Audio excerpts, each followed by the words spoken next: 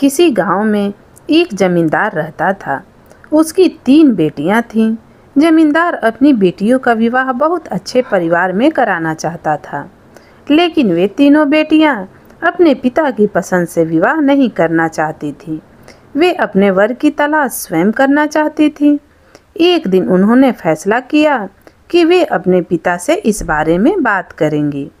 तीनों ने बड़ी हिम्मत जुटाई और अपने पिता के पास आकर बोली, पिताजी, हम अपनी पसंद से विवाह करना चाहते हैं। क्या आप हमारी यह इच्छा पूरी करेंगे?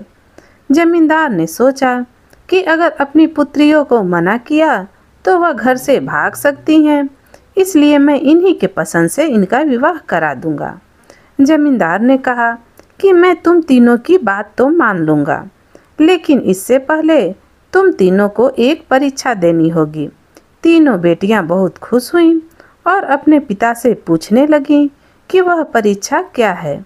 पिता ने अपनी बड़ी बेटी को एक मुर्गा दी, दूसरी बेटी को दराती और तीसरी बेटी को एक बिल्ली दी और कहा, देखो बेटी, तुम तीनों इन चीज़ों से बहुत सारा धन कमा कर ले आओ और वो 3 दिन में ही लेकर आना है। अगर तुम तीनों धन कमा कर ले आई तो मैं तुम्हारी इच्छा से ही तुम्हारा विवाह करा दूंगा। तीनों बेटियां सोचने लगी कि हम 3 दिन में बहुत सारा धन कैसे कमा पाएंगे, लेकिन अब पिता की आज्ञा का पालन तो करना था, इसलिए तीनों बेटियां अलग अलग दिशा की ओर चल पड़ी। बड़ी बेटी चलते चलते एक ऐसे गांव में पहुंच गई जहां पर लोगों को उठने में बड़ी कठिनाई होती थी, परेशानी होती थी, क्योंकि वहां पर उन्हें समय बताने वाला कोई न था। हर घर में पहले मुर्गा होता था, लेकिन उस गांव में कोई मुर्गा नहीं था। इसलिए बड़ी बेटी जब उस गांव में गई तो लोगों ने उसके हाथ में मुर्गा देखा। लोगों ने पूछा, अरे बिटिया, यह तुम्हारे हाथ में क्या है? जब उस लड़की ने कहा, यह एक जादुई चीज है जो आपको समय का ज्ञान कराएगी, यह 4 पहर बोलता है। लोगों ने जब ऐसी जादुई चीज देखी तो वे बड़े खुश हुए और लड़की से बोले, अरे हमें भी तो दिखाओ कि यह कैसे जादू करता है। तब वह मुर्गा पहली पहर बोल उठा, फिर दूसरी पहर भी बोल उठा, तीसरी पहर भी बोल उठा।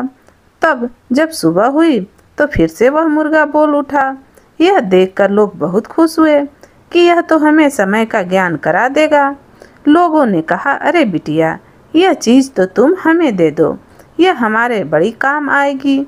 लड़की बोली, मैं तुम्हें एक शर्त पर ही यह दूंगी, अगर तुम मुझे इतना सोना दो कि मेरा जो गधा है जिस पर मैं आई हूँ वह उससे लद जाए। लोगों ने उस मुर्गे की कीमत लगाई तो उन्हें यह बिल्कुल सही लगी।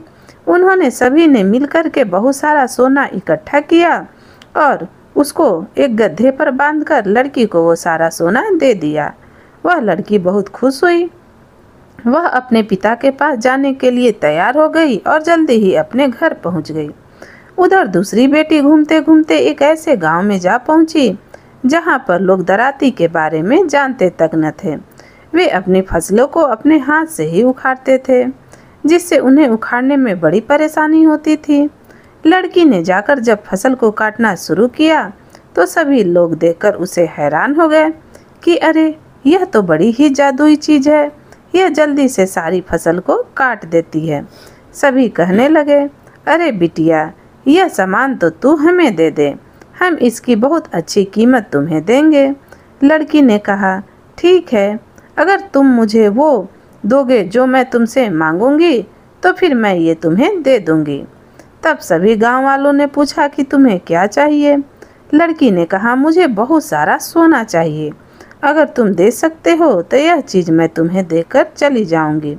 सभी ने उस चीज़ का मूल्य सही समझा और उसे 1 बोरा भरकर सोना दे दिया। अब तो लड़की खुशी खुशी अपने पिता के पास आ गई। अब तीसरी बेटी और सबसे छोटी, वह भी बिल्ली को लेकर इधर उधर घूम रही थी। घूमते घूमते एक ऐसे नगर में जा पहुंची जहां पर चूहों का आतंक मचा हुआ था। वहां पर बिल्ली के बारे में कोई जानता तक नहीं था। जब उसने इतने सारे चूहों को देखा तो वह उन पर बिल्ली जो थी वो टूट पड़ी। यह सब देखकर उस नगर के ग्रामवासी बड़े हैरान हो गए और ही मन खुश भी हुए कि यह तो बड़ी ही जादुई चीज है, यह हमारी समस्या का हल कर देगी, यह हमें चूहों से छुटकारा दिलवा देगी। अब तो सभी गांव वाले उस नगर के राजा के पास जा पहुंचे और राजा से कहने लगे कि राजा साहब, एक लड़की एक जादुई जानवर लेकर आई है। वह जानवर हमारी इन चूहों की समस्या को पल भर में सुलझा सकता है। अगर आप कहें तो हम उससे वह जादुई चीज खरीद सकते हैं। राजा ने उस लड़की को अपने राजमहल में बुलवाया और उससे वह जादुई जानवर देखने को कहा। लड़की ने तुरंत उस बिल्ली को राजमहल में छोड़ दिया। पलक झपकते वह बिल्ली उधर उधर कूद रहे चूहों पर कूद पड़ा। उसने थोड़ी ही देर में ना जाने कितने चूहों को मार डाला। यह देखकर राजा भी बहुत प्रसन्न हुआ। उसने सोचा, यह जादुई चीज तो बहुत ही कीमती लगती है, हम इसे अपने पास ही रख लेंगे और इससे हमारी समस्या का निपटारा भी हो जाएगा। राजा ने कहा, बेटी बताओ तुम्हें इसके बदले में क्या चाहिए। लड़की ने कहा, जो आप चाहें वह दे सकते हैं। राजा को इसकी कीमत बहुत ज़्यादा लगी कि यह तो हमारी समस्या का हल है। इसलिए राजा ने बहुत सारे हीरे मोती सोना चांदी सब कुछ भरवा कर एक घोड़े पर लदवा दिया और लड़की को देकर भेज दिया। लेकिन जब लड़की वहां से जा रही थी तो उस राजा के बेटे ने उस लड़की को देख लिया। वह लड़की देखने में बहुत ही सुंदर थी, इसलिए वह लड़का उससे प्यार कर बैठा और अपने कमरे में जाकर लेट गया। उसने ना खाना खाया ना पानी पिया, बस उसकी यादों में डूबा रहा। घोड़े वाली लड़की बड़ी प्यारी सी थी। लड़की को देखकर जब उसने ऐसा किया तो राजा को यह सब बात पता चली, तो वह अपने बेटे के पास गया और उससे सारी बात मालूम की।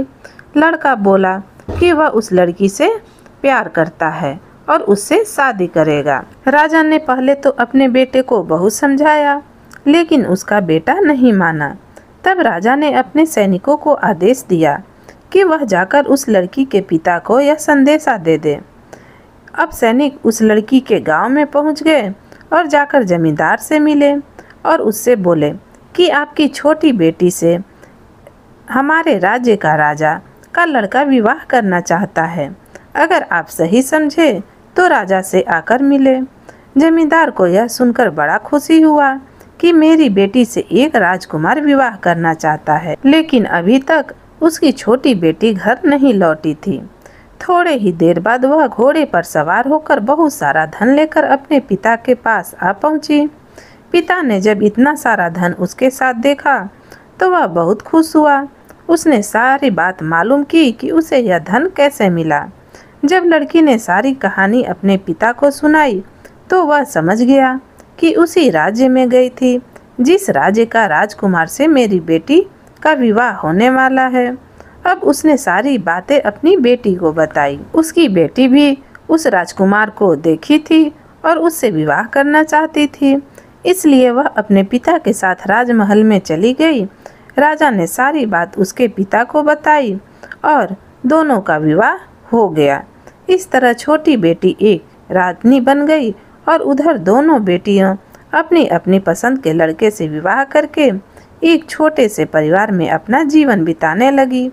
लेकिन छोटी बेटी की किस्मत सबसे ज़्यादा अच्छी थी, जिसे एक राजघराना मिला और वह खुशी खुशी उस राजकुमार के साथ अपना जीवन बिताने लगी। दोस्तों, आपको यह कहानी कैसी लगी?